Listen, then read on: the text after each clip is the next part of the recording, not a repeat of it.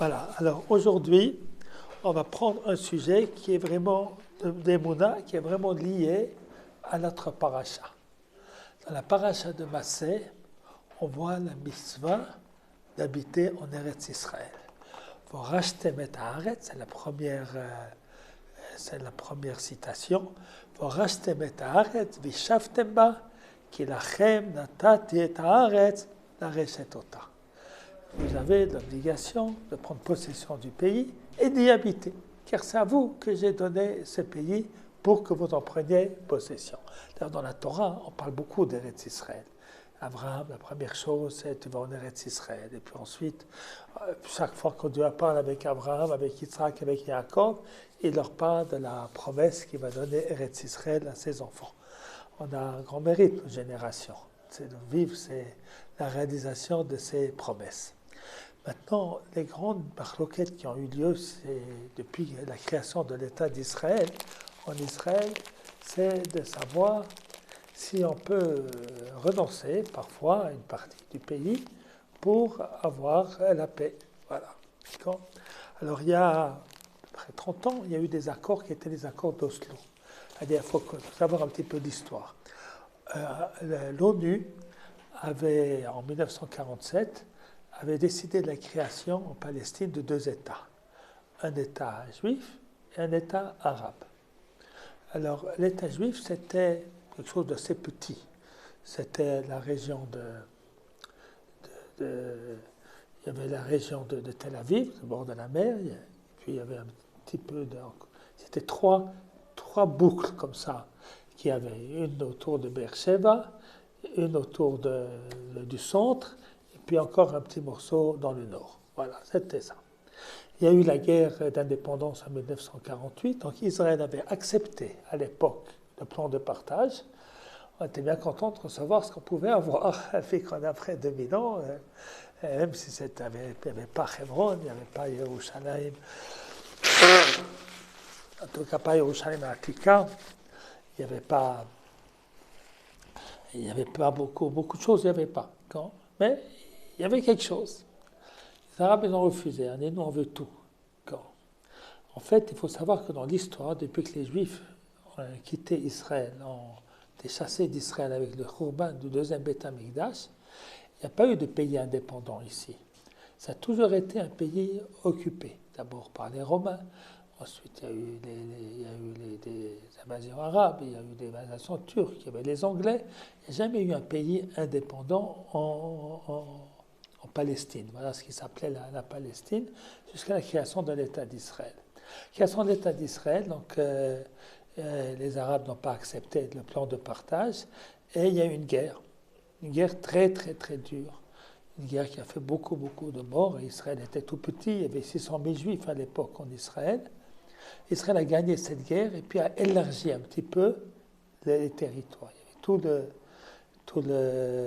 tout le Negev et tout le Galil, et puis jusqu'à Yerushalayim, pas tout Jérusalem que vous connaissez aujourd'hui, pas la ville ancienne, pas beaucoup de quartiers qui sont aujourd'hui comme Homa, ou comme les Vieshkol, comment ça s'appelle, il y avait beaucoup de parties de Jérusalem n'étaient pas dans des mains juives. Et alors il y a eu une deuxième guerre en 1967. Et là, il y a une guerre qui a été ce qui s'appelle la guerre des 6 jours, où en 6 jours, Israël a gagné la guerre sur les Égyptiens, sur les Syriens et sur les Jordaniens, et a libéré Yerushalayim, libéré toute Eretz Israël de ce côté du Jourdain. Ça d'abord, c'était quelque chose d'absolument miraculeux, ce qui s'est passé, c'est incroyable. À l'époque, on était déjà un petit peu plus nombreux, de 600 000 Juifs, on était passé à 2 millions, mais vous m'imaginez, en moins de 20 ans, passer de 600 000 personnes à 2 millions de personnes, combien les pays étaient en difficulté économique, en difficulté et tout, mais c'était victoire et elle a eu lieu. Et après, la grande discussion, dans cette victoire, il y a eu beaucoup de problèmes qui se sont créés. Parce que dans cette victoire-là, d'un coup, beaucoup d'Arabes habitaient dans ce qu'Israël avait conquis. Il y avait toute la bande de Gaza et puis toute la Cisjordanie, c'est-à-dire les villes comme Ramallah, comme tout ça. C'était encore la domination israélienne. Au début, ça s'est passé très bien, bonne relation. Ils avaient accepté cette occupation. Et puis Israël, de son côté, avait annoncé tout de suite après la guerre, on n'a pas l'intention de garder ces territoires. On les rend en échange de la paix. Ensuite, les pays arabes se sont rencontrés à Khartoum. Ils ont dit non à la paix, non aux négociations avec Israël, non à toute... c'était 3 non. Non, non, non. Et alors, Israël a continué à garder ces territoires. Et maintenant, pendant ce temps-là, il y a des Juifs, je crois qu'il y a beaucoup de responsabilités, l'honneur du Rav Kook, qui a poussé les gens à vouloir venir s'installer dans ces territoires-là. D'abord, les gouvernements étaient contre, parce qu'en Veronde, ces machins, les Juifs qui habitaient, c'est plus difficile. Et puis, finalement, petit à petit, il y a encore un village, etc. Aujourd'hui, vous avez entre Jérusalem et puis Juda et Shomron, presque 1 million de Juifs qui habitent. C'est quelque chose, donc, donc, au Rav Yaakov, vous vous trouvez ici. Voilà. Maintenant, pendant toute cette période-là, les Arabes, ça a changé. Ils n'ont pas accepté cette occupation. Et il y a eu beaucoup d'attentats, etc. Alors, il y a eu des propositions de faire des accords, et de se retirer pour qu'on puisse avoir la paix. Ça a été, Rabin, ce sont des accords d'Oslo. Accords d'Oslo, d'abord, il y a eu le premier qui a fait des accords, c'est Begin, avec l'Égypte, il a fait la paix avec l'Égypte, et il a rendu à l'Égypte tout le Sinaï qui avait été conquis pendant la guerre des 6 jours. Hein. Déjà à l'époque, il y avait des villages à Yamit qui s'étaient installés dans ça. Il y a eu des grandes discussions, est-ce que c'est bien, pas bien.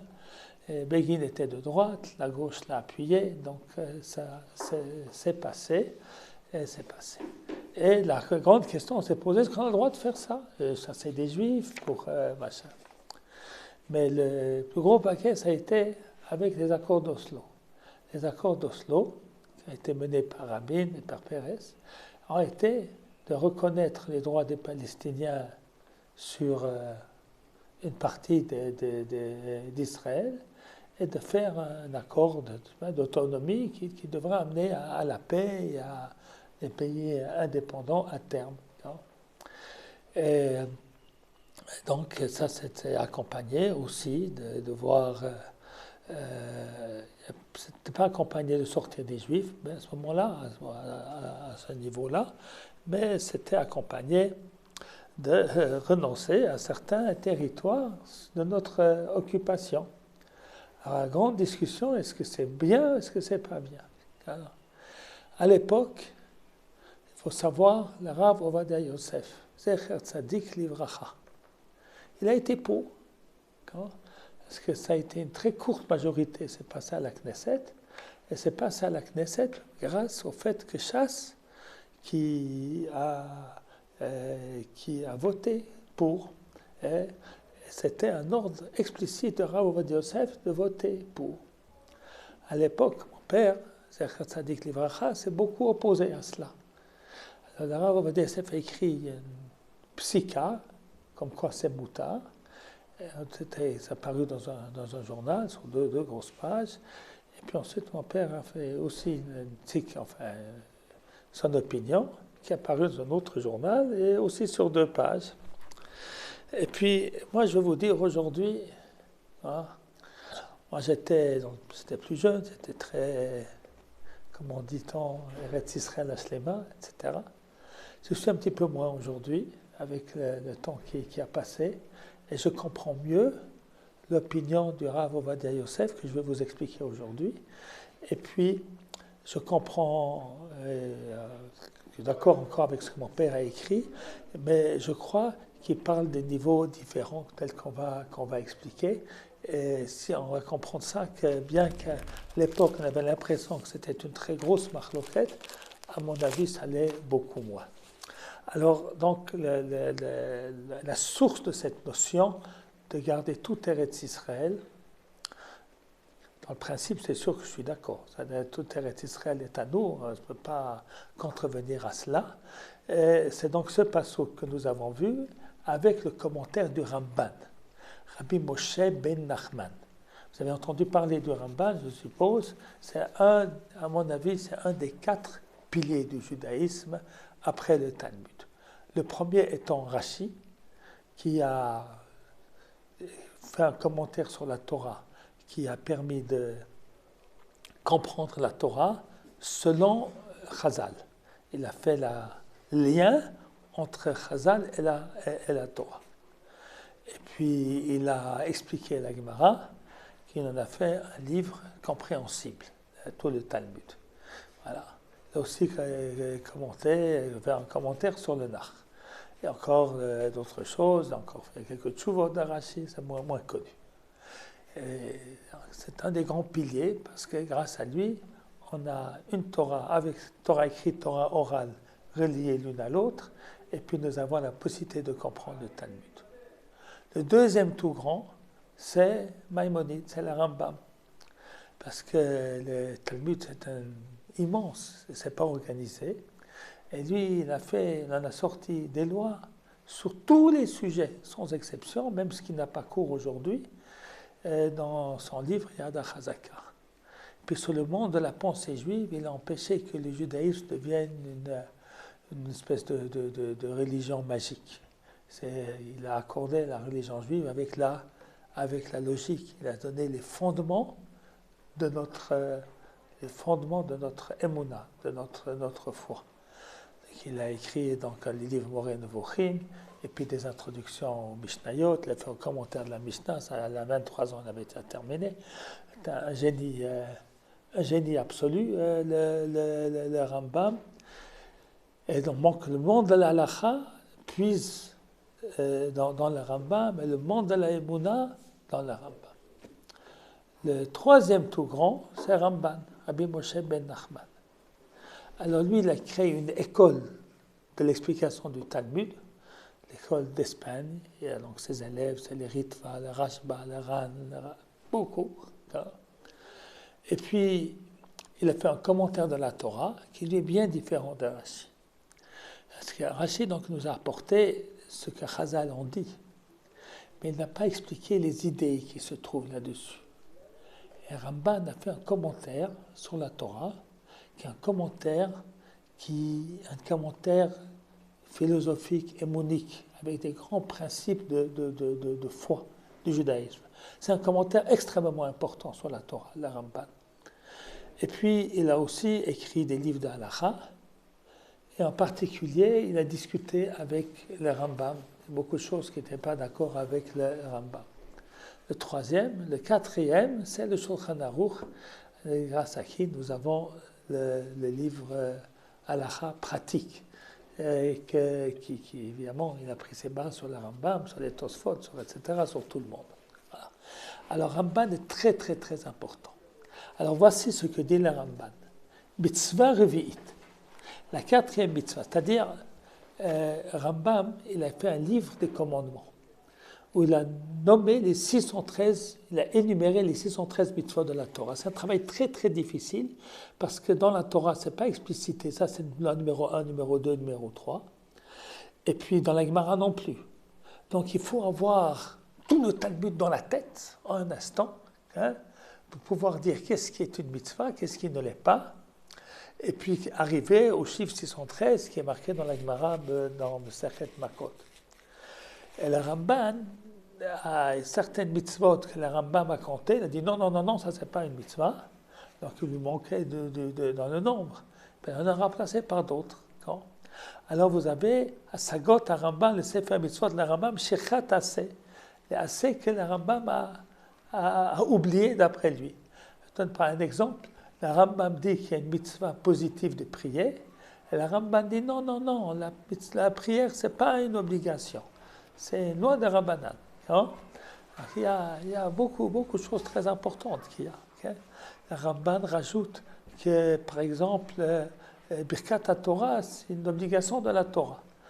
C'est une mitzvah tassée. D'après le Rambam, non, c'est de Rabbanan, comme toutes les brachot. Alors, il y a beaucoup de choses, des choses par les Karbanot qui sont moins...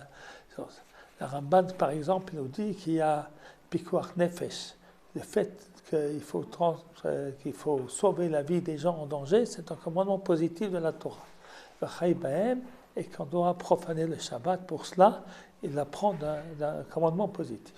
Alors la mitzvah revi'it, la quatrième mitzvah, shenistavinu la reshet haaretz, asher natana el yitbarach v'yitale l'avotenu l'Avraham, l'Yitzhak u'Yaakov, v'lo na'azva b'yad zolatenu min ha'umot lo lishmama. Le quatrième commandement, c'est de prendre possession du pays que Dieu a donné à nos ancêtres, de ne pas la laisser à autrui d'une autre nation ou en désolation.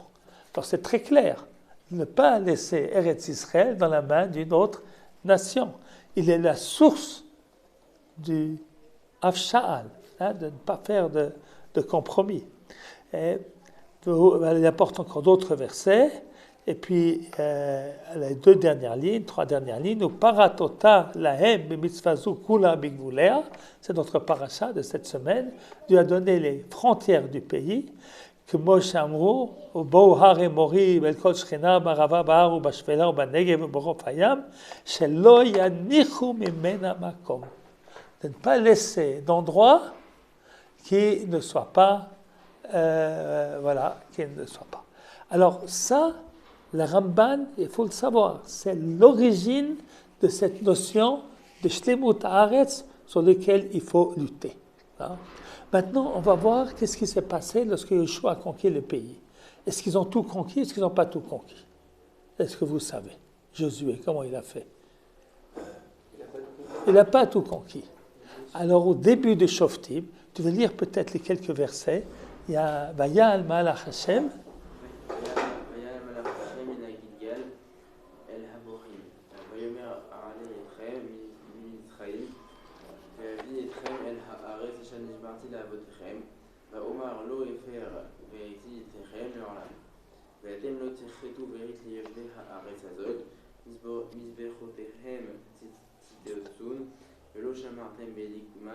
בקולי. וגם אמרתי, לא אגרש אותם מפניכם, והיו לכם לצידי ואלוקיהם, יהיו לכם לאלוקיהם. Ça suffit. Qu'est-ce qu'il vient dire le Malach au début de Shoftim? Quel reproche il fait aux enfants d'Israël? Vous n'avez pas tout détruit. En tant que vous n'avez pas fait détruire, vous avez fait des accords avec les gens sur place. Vous avez fait des accords de paix. Hein? Et à cause de ça, je ne vais pas les chasser.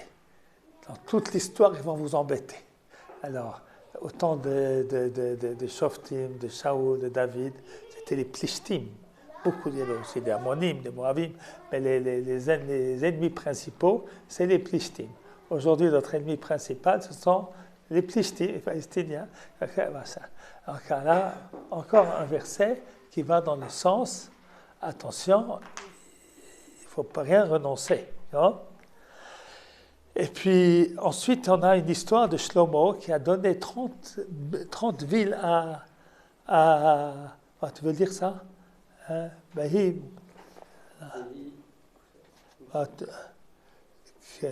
Pasuk Yudalev, ça suffit. Melech Tzor. Melech Tzor. Nisa et Shlomo Baretze Arazim ובעצי בראשים ובזהב לכל חפצו. אז ייתן המלך שלמה לחירם 20 עיר בארץ Galil. Alors il y avait la paix entre Shlomo et puis le roi entre Hiram, le Melech Tzor, c'est une ville du Liban. Il y avait la paix entre eux. Et comment est-ce qu'il s'appelle? Lui, il a donné beaucoup de bois, parce qu'il y avait des bois pour construire le Beth Amikdash. Il avait fourni beaucoup de matériel, la matière première pour la construction du Beth Amikdash. Et Shlomo lui a donné un cadeau, 20 villes du Galil. Ouais. Comment on donne 20 villes du Galil? Donc on voit un petit peu autre chose que ce qu'on a vu jusqu'à maintenant. Alors le Ralbag, c'est un commentaire, il dit comment c'est possible? Hein? Alors, comment est-ce que c'est possible? Alors, ça, c'est Noir qui va me lire. אז ייתן המלך שלמה לחירם 20 עיר בארץ ישראל. כבר נזכר בספר דברי הימים. כי חירם ניתן גם כן לשלמה עיירות. הושיב בהם את בני ישראל וראוי היה להיות כן, כי לא ייתכן למלך למעט ארץ ישראל. Alors, il dit, il y a eu des échanges de territoire. C'est-à-dire, Shlomo HaMelech, c'est vrai qu'il a donné 30 villes, 20 villes, mais il avait reçu des villes au Liban. Alors, on n'a pas diminué Eretz Israël, on a ôté un petit peu et on a pris d'ailleurs. Hein? Hein? On a le droit il n'y a pas une question de Kedusha en Israël? Bien sûr, mais c'est très difficile la réponse de Ralbag. Hein? Très difficile la réponse de Ralbag. Et puis, alors, la Barbanel, il explique autrement. La Barbanel, il va expliquer. Comment tu t'appelles, toi? Alors, regarde ça, la Barbanel. Bon, d'abord, le premier, c'est la question, on va voir la réponse. Velachen Arshov, c'est le dernier paragraphe à la fin de la 5e ligne. Velachen Arshovani. ולכן עכשיו אני ששלמה נתן לחירם בכל שנה ושנה כמו שנזכר למעלה חיטים ושמן כמות רב למאכל ביתו ואחרי שכילה את כל מלאכתו ראה לתת לחירם העיירות מארץ הגליל לא שישתעבדו העיירות ההם לחירם ולא שיהיה אדון עליהם וישתעבדו בהם ישראל הדרים בהם הם לא יחצו כי יהיה שלמה בזה העובר על מצוות התורה אבל היה עניין המתנה שבאותה העיירות נגבה בכל שנה ושנה החיטים והשמן אשר היה נותן אליו. Il a fait Mo'od. Alors comment est-ce qu'il explique? Ça veut dire quoi d'après l'Abramanel qu'il a donné les 20 villes?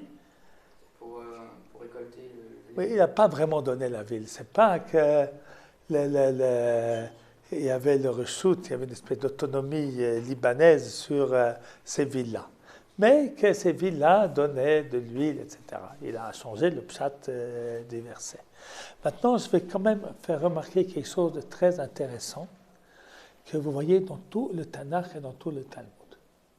C'est-à-dire, dans la Torah, on nous dit Eretz Israël à nous, etc.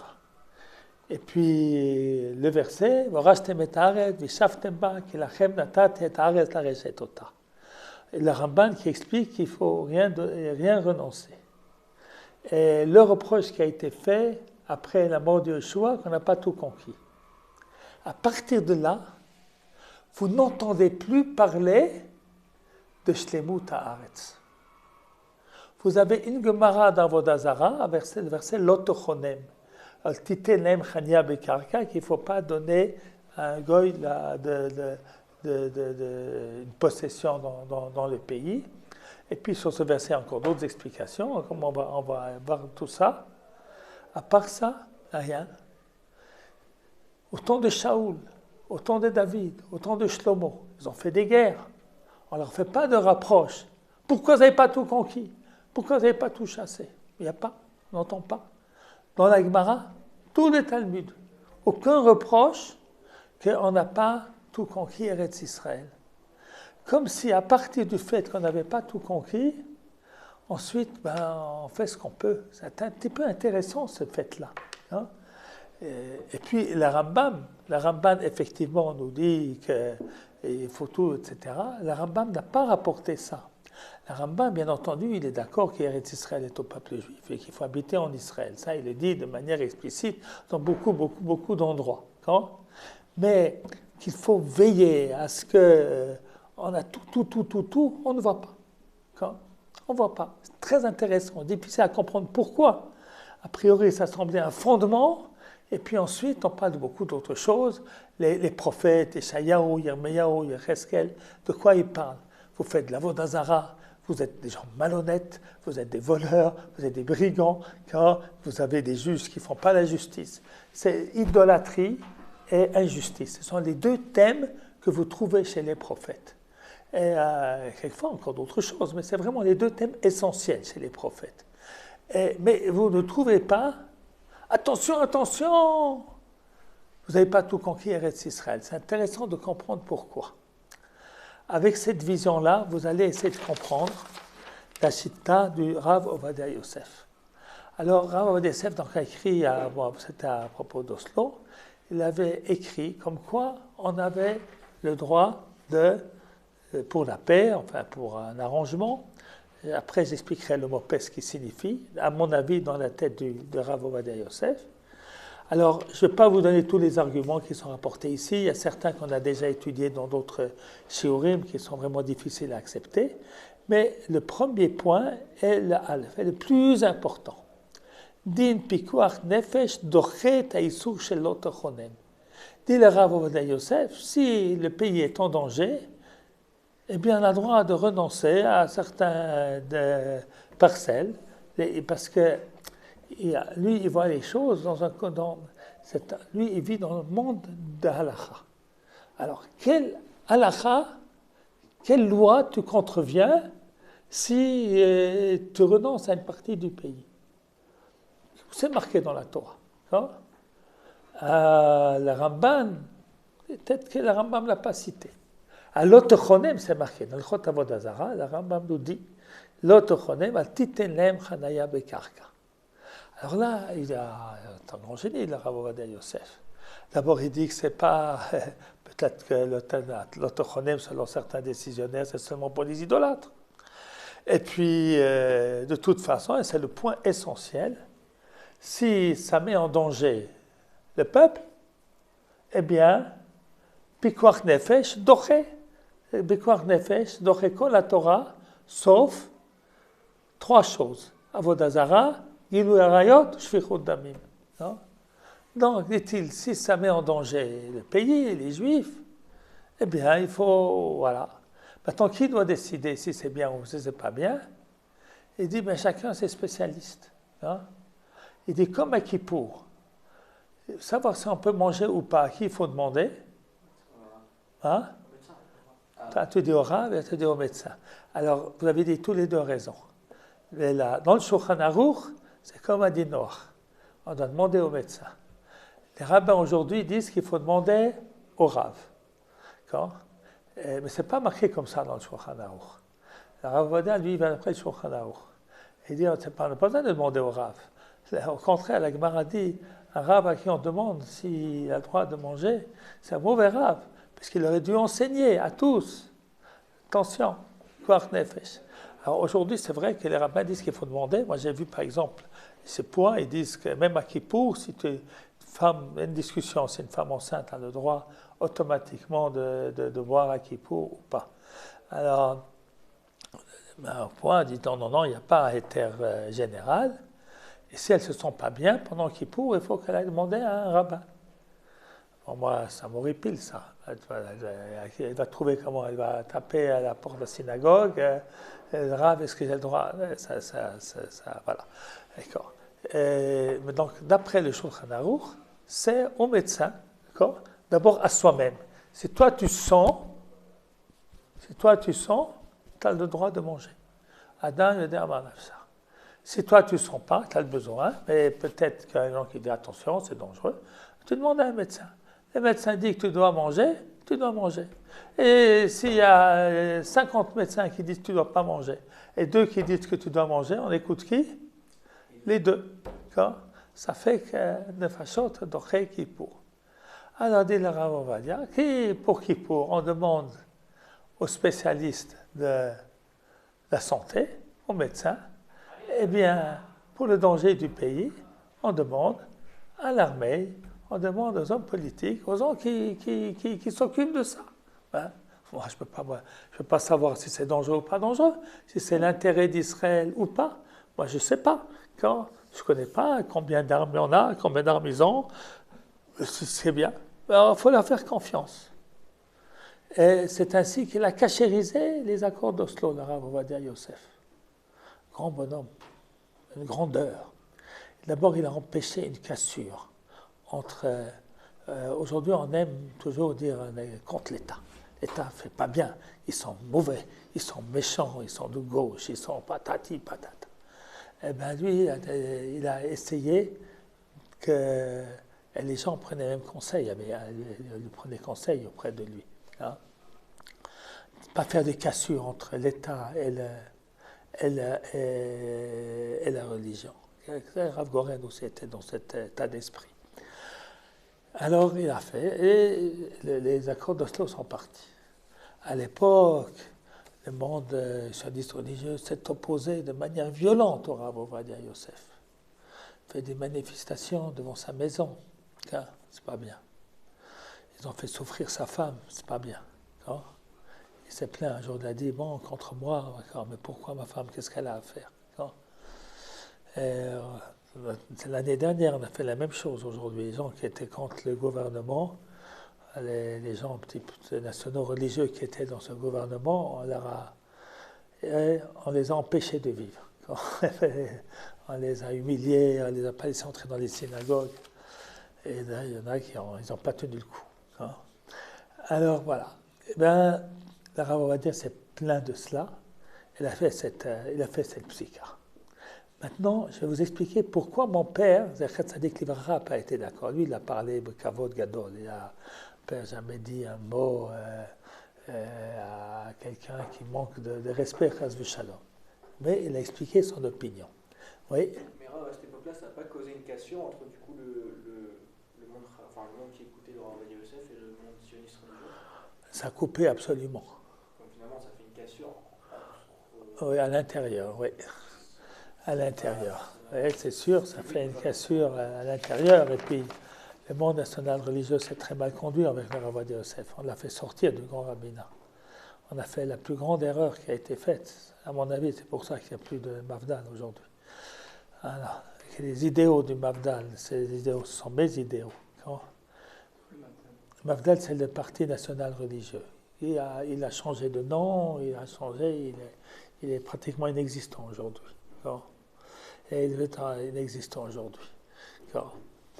Les deux grands partis de la création de l'État, le grand parti de la création de l'État, c'était la gauche, c'était l'Avoda, qui pratiquement n'existe plus. Et puis il y avait le Mafdal qui était allié à l'Avoda dans toutes les coalitions jusqu'à ce que Begin est venu au pouvoir. Et à ce moment-là, le monde national religieux, il s'est modifié. Il était pacifique, il est devenu beaucoup plus de droite, beaucoup plus militant. On a fait des grandes choses. C'est grâce à eux qu'on a tous ces Yehuda et Shomron. C'est leur mérite. Et c'est très important ce qui s'est passé là. Ce mérite est très important. Parce que dans l'histoire du retour des Juifs en Israël, le monde religieux était absent. Même s'est opposé. Le monde haredi s'était opposé au sionisme de manière violente. On n'a même pas le droit de parler avec eux.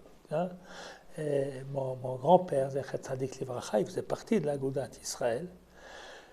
Et avant la guerre, on voulait se réunir pour essayer de voir qu'est-ce qu'on peut faire pour sauver les Juifs. Non, s'il y a des libéraux, machin, on n'a aucun contact. Une fois que l'État d'Israël a été créé, ils ont été pragmatiques. Et sont rentrés dans les gouvernements pour pouvoir veiller à ce que l'étude de la Torah puisse continuer. Mais l'État d'Israël ne doit pas au monde religieux, et certainement pas au monde orthodoxe, il doit au monde qui a quitté la religion. C'est un grand drame. Un grand drame. C'est comme ça que ça s'est passé, mais il faudra un cours entier pour expliquer. Mais par contre, le retour des Juifs dans les territoires qui ont été libérés en 1967, ça c'est le monde religieux qui l'a fait. Le monde religieux sioniste, c'est le fils de Rav Kook, Tzvi Yehuda, qui a été le moteur de tout cela. Et puis ensuite, beaucoup de gens extraordinaires qui ont fait vraiment Messirut Nefesh.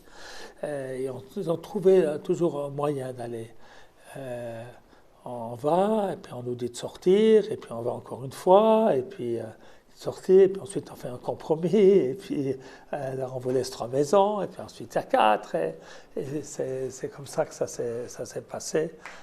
Contre toute prévision, c'est devenu très, très, très important. Vous avez des villes aujourd'hui, même une université, Ariel, une université dans Yehuda Veshomron, des villes comme comment ça s'appelle ça, pas Kfar Adoumim, Malé Adoumim, c'est une vraie ville. Vous avez des villes charédites aujourd'hui dans les territoires. Voilà. Il y a des charédiotes dans les territoires. C'est devenu impossible de rendre tout. Il y a trop de monde. Alors, oui. Les accords d'Oslo, c'était pour rendre quel territoire? Quoi? Les accords d'Oslo, ils étaient pour rendre quel territoire? Rendre tout. Tout. Mais c'est pas écrit. Non. Ah, il n'y a Non. pas eu d'accord d'Oslo? Les accords ont été faits et puis ça devait être une étape. Et l'étape, ça a été d'abord que l'armée quitte les grands centres. Hein. Et en vérité, les accords d'Oslo, ils ont créé plus que tout autre le développement de la Judée-Samarie. C'est un grand miracle qui s'est passé. Prenez l'exemple de Kochav Yaakov. Kochav Yaakov, c'est un village qui s'est installé avant les accords d'Oslo. Quelques dizaines de familles, même pas, tout petit. Pour arriver à Kochav Yaakov, la première année que moi je suis arrivé à Kochav Yaakov, il n'y avait pas la route que vous connaissez pour arriver à Kochav Yaakov. Il fallait entrer dans Ramallah, passer par Kfar Akev, et il y a une porte jaune que vous pouvez trouver à l'ouest du Yishuv, c'est par là qu'on entrait. Hein.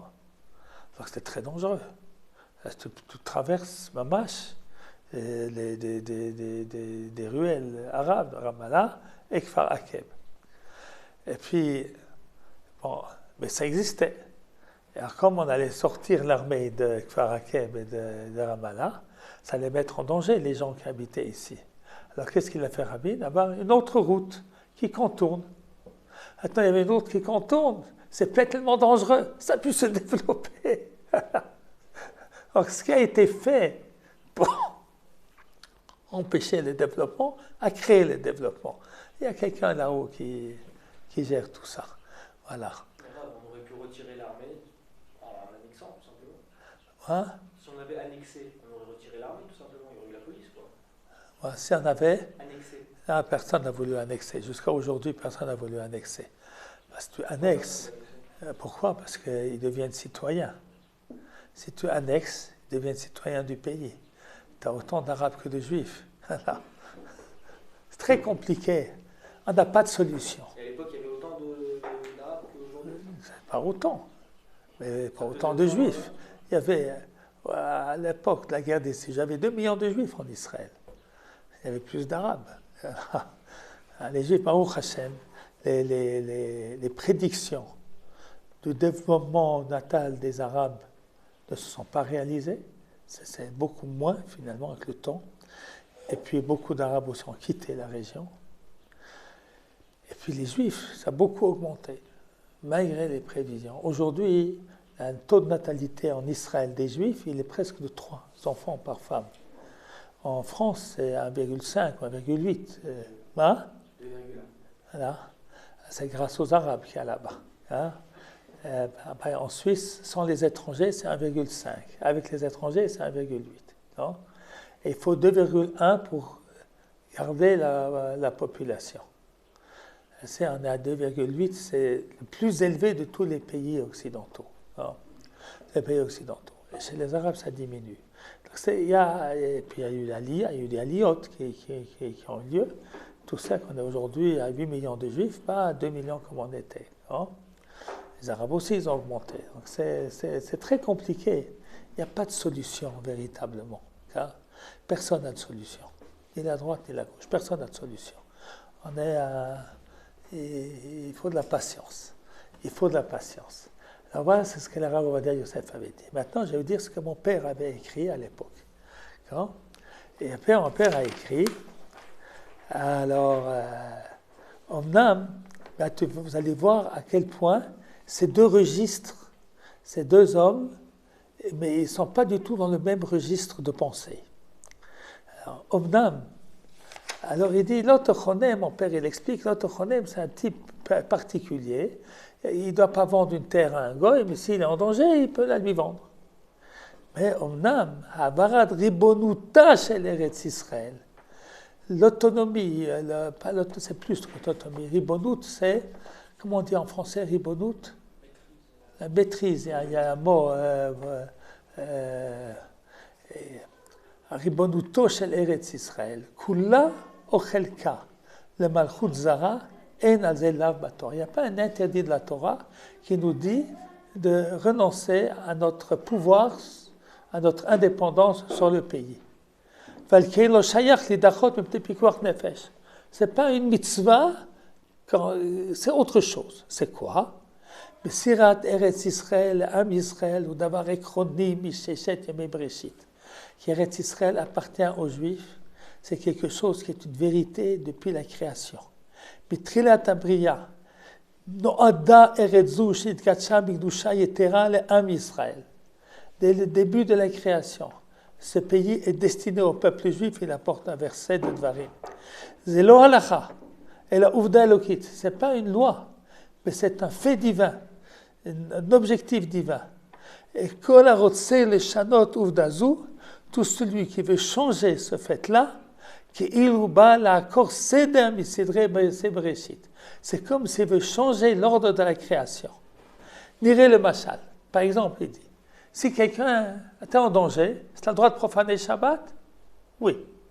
Maintenant, si on te dit, les Juifs, vous devez changer le Shabbat et le mettre à dimanche. Est-ce qu'on a fait une avéra de la Torah? On n'a pas fait une avéra de la Torah. Il n'y a aucun issue dans la Torah de passer Shabbat à dimanche. Mais c'est beaucoup plus grave que ça. C'est changer la Torah. D'accord? Alors que Eretz Israël appartient au peuple juif, c'est un fondement de la Torah. Alors vous comprenez deux registres. L'homme d'Halacha, le Rav Ovadia Yosef, c'est quoi l'issur de donner? L'autochonem. Ah, il y a un danger, c'est permis. Hein? Et mon père Zatzal, Eretz Israël, c'est quoi Eretz Israël? C'est l'identité de notre peuple. Hein? C'est notre être. On ne peut pas renoncer à notre être. Hein?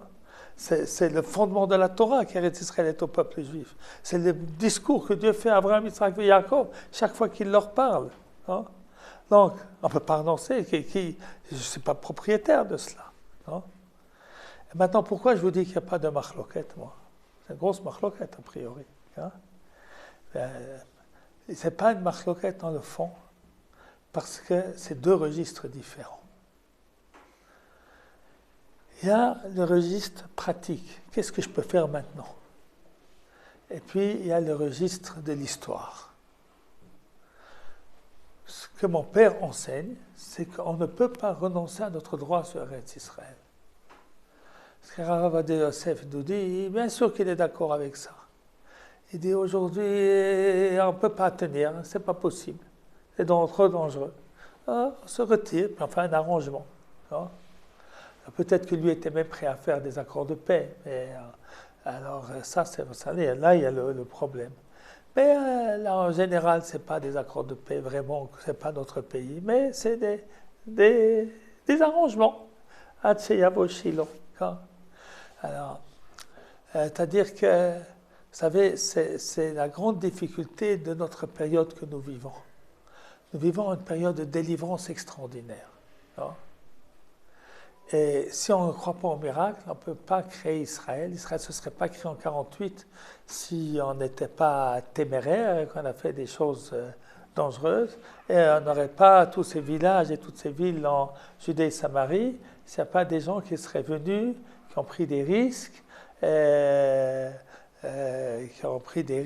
et qui se sont mis en danger et de danger leur famille pour qu'Eretz Israël puisse être. Et ça, c'est une vérité nécessaire. Et puis, il y a aussi de savoir les limites.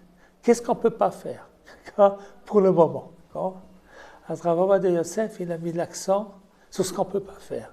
Et mon père Zatzal, il était dans le monde de la Goula, des moments extraordinaires que nous vivons. Voilà, en Goula, il faut qu'on avance, pas avoir peur. Pas avoir peur. Mais les deux personnages nous dévoilent chacun une vérité. La vérité de Rav Ovadia Yosef, c'est la vérité pratique, immédiate. Et puis, la vérité de mon père, vérité historique. C'est vrai qu'on ne peut pas historiquement renoncer à Eretz Israël. Mais comme pendant Shaul, David, Shlomo, on n'a pas fait des reproches qu'on n'a pas tout conquis, parce que c'était difficile à faire, qu'on ne pouvait pas. Alors, c'est une espèce, la politique, c'est une espèce de pshara, de compromis entre les idéaux et la foi, et puis de vivre aussi la réalité concrète, l'espèce de compromis qu'il faut trouver. Vous savez, après Oslo, ça a été dramatique. Et c'est pour ça que immédiatement après, tout le monde a dit que c'était une très grande erreur. Parce qu'il y a eu des attentats terribles. Ça donnait espoir aux Arabes qui vont pouvoir nous jeter.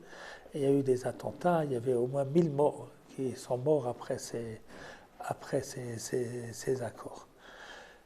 Et ça cessait lorsque Sharon a refait, on n'a pas reconquis, mais l'armée d'Israël entre dans Judée et Samarie comme s'ils étaient chez eux, alors lorsque c'est nécessaire pour arrêter les gens. D'une part, encore. Mais d'autre part, qui voudrait aujourd'hui ramener ses enfants et puis que Ramallah soit dans notre main et qu'on est responsable de l'éducation, on est responsable de la santé dans une ville qui était ennemie. Non? Donc, je crois qu'ils ont compris, Rabin, et puis plus tard, qu'il y a des choses qu'on n'arrive pas à faire, qu'on ne peut pas faire. Et puis surtout, on n'aura pas l'adhésion de tout le peuple. On est un peuple moral. Hein? Alors finalement, ces accords, ils ont permis qu'on n'est pas là, mais ce n'est pas une vraie paix, donc on peut quand même se défendre. Voilà. Voilà. Et moi, je dis, pardon, Rav Ovadia, si on n'a été pas suffisamment respectueux à cette époque envers lui. Moi-même, j'étais plus jeune à l'époque, j'étais très, qu'est-ce qu'il a fait, comment, trahison d'Eretz Israël. C'est pas, moi, je crois qu'il a eu raison aujourd'hui. Si ça a fait autant d'attentats, si tu vois à long terme, tu vois que c'était pas possible. C'était pas possible. C'est une population trop importante. C'est une population trop importante. Et finalement, regardez, Sharon qui a quitté, qui nous a fait chasser du Gush Katif. Eh bien, 0,5% des habitants de Gush Katif ont été tués dans des attentats, plus des soldats. Depuis qu'on a quitté, ça s'est arrêté. Ça s'est arrêté. D'un autre côté, ils vous envoient des roquettes. Est-ce qu'ils n'auraient pas pu les envoyer? Je ne sais pas. C'est très compliqué. C'est difficile. Moi, je ne peux pas vous dire qui a raison. Je peux simplement dire que ceux qui ont fait ce qu'ils ont fait, ils ont pensé que c'était pour le bien d'Israël. Voilà. Parce que c'est très compliqué, c'est très complexe. Donc moi, je ne peux plus être, comme j'étais jeune, j'étais définitif. Ça, c'est bien. C'est un monde noir et blanc. Je ne suis plus comme ça du tout. Le monde, même aussi dans toutes mes psychimes de halakha, c'est de voir finalement qu'il y a très souvent plusieurs opinions et que c'est parfois bien pour soi de faire la Humra, mais d'aller à la Kula lorsque c'est nécessaire, de comprendre qu'on ne peut pas demander à tout le monde ce qu'on peut demander à certains. Non? C'est de comprendre que la réalité n'est pas ça c'est le vrai et ça c'est le faux. C'est pas comme ça. La situation est beaucoup plus en nuances. C'est beaucoup plus en nuances. Et beaucoup plus en nuances. Et moi d'appeler le Rav Ovadia Borgel, je ne peux plus entendre ce mot. Parce que le Rav Ovadia, il nous a sauvés sauvé le judaïsme sur le plan de la halakha. C'est un tout grand monsieur qui avait un amour immense des Juifs.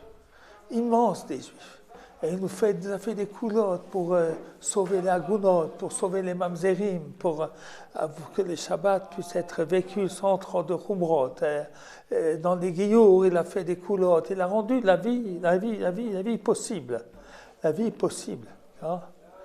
Moi, mes livres de halakha sont fondamentalement basés sur le derech de Rav Ovadia Yosef, sur son chemin. Hein? Je vais vous expliquer quelles sont les choses. Vous avez deux manières de construire la halakha. Il y a une manière, c'est celle d'essayer de se comporter en accord avec toutes les opinions. Alors, vous allez voir par exemple le Ben Ishraï ou le Kaf HaChaim, qui sont des poskim sfaradim, ils vont prendre en considération l'avis des poskim ashkenaz, qui très souvent sont en Khumra. Et puis, ils vont prendre en considération l'avis des Mekoubalim. Ça va faire encore une Khumra. Alors, le Mishnah Brura, pas toujours, quelquefois, il fait des coulottes aussi, mais c'est le Shulchan Aruch. Les Romains, ils ont été tranchés comme ça. Mais parmi les Rishonim, il y en avait d'autres qui disaient autrement. Alors, on va essayer de prendre en considération leur opinion. C'est M. Tisharim, il explique, Prichout, c'est d'essayer de faire la halakha selon tout le monde. Et le Chazon Ish est allé encore plus loin. Alors, ça fait un judaïsme avec beaucoup de khumrot. Parce que dès que tu as eu un Charon qui a pensé quelque chose, alors c'est comme ça. Mais il faut prendre en considération aussi, peut-être que ce n'est pas exactement le même cas, mais dans un cas comme ça, il faut être mahmir. Alors, voilà, par exemple, le Rav Mordechai va dans ce chemin. C'est la grande marloquette des papouchado. Papouchado, c'est des biscuits qui sont faits avec de l'huile, pas avec de l'eau. Alors, le Rav Ovadia Yosef, il dit c'est permis. Le papouchado. Comment? Pour Pessah. Voilà. Et puis le Rav Mordechai a dit non. Ashkenazim, de toute façon, ils disent que ce n'est pas permis. Mais peut-être qu'il y avait un petit peu d'eau quand même. Et peut-être que le produit qu'on met pour fermenter, bien que ce n'est pas de l'eau, que ce n'est pas de la levure, mais finalement, ça a peut-être le même effet.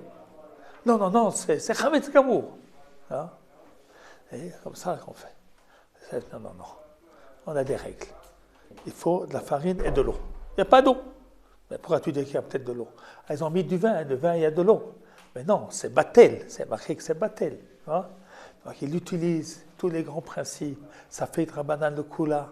Les chars qui nous écrivent, ça fait de Rabbanan le Kula, pas toujours, seulement ce qui est explicite. Il dit non, apporte, parce qu'il y a un gros gaon là-bas, non, ça fait de Rabbanan le Kula, c'est tout. Et puis il y a Gadol Kvodabriot, chez Dorkelota, c'est chez Torah.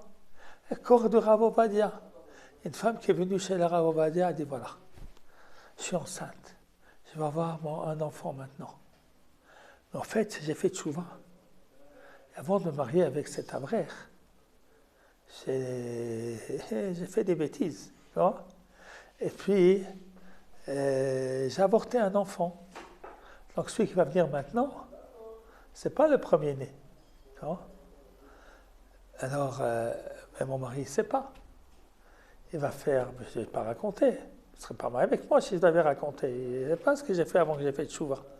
Il ne sait pas. Alors, si je vais lui raconter, il va se fâcher avec moi. Il va dire, je l'ai trompé, c'est terrible. Et puis si je ne le raconte pas, il va faire bracha le vatala. Qu'est-ce que je fais? Ah, Ovadia Yosef, Gadol Kvod Abriot, c'est Dochel Otase chez Bator. Ah, c'est Rav Ovadia.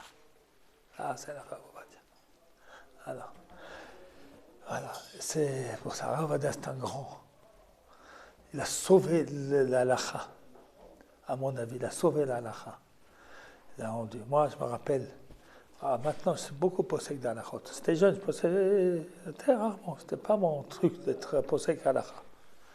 Il y a deux femmes qui habitaient dans notre école, qui s'étaient mariées et pas d'enfants. La raison, c'est que jusqu'à ce qu'elle devenait Torah, il faut attendre 7 jours après, eh bien, ça prenait du temps parce qu'il y avait des taches brunes. Et Alors on a appris, moi j'avais appris comme ça dans les livres, parce que pour pouvoir commencer les 7 jours de pureté, il faut que ça soit nickel. C'était pas nickel. Alors moi j'ai reçu les livres de Rav Ovadia Yosef sur... il dit non, brun c'est pas grave. Hein? C'est pas rouge. Non? Et même si dans l'Efsek Tara c'est pas blanc, c'est brun, c'est bon. Ah, j'ai vu ça, ça a dit dire à ces 2 dames. 9 mois après, elles avaient un enfant. Voilà. Ah, c'est le corps de Rav Ovadia Yosef. Voilà. Alors il faut beaucoup le respecter. Voilà. Alors on a le droit de ne pas être d'accord avec lui, c'est le céder. Mais il faut toujours être respectueux, même de ceux avec qui on n'est pas d'accord. Voilà. Il a fait, c'est où?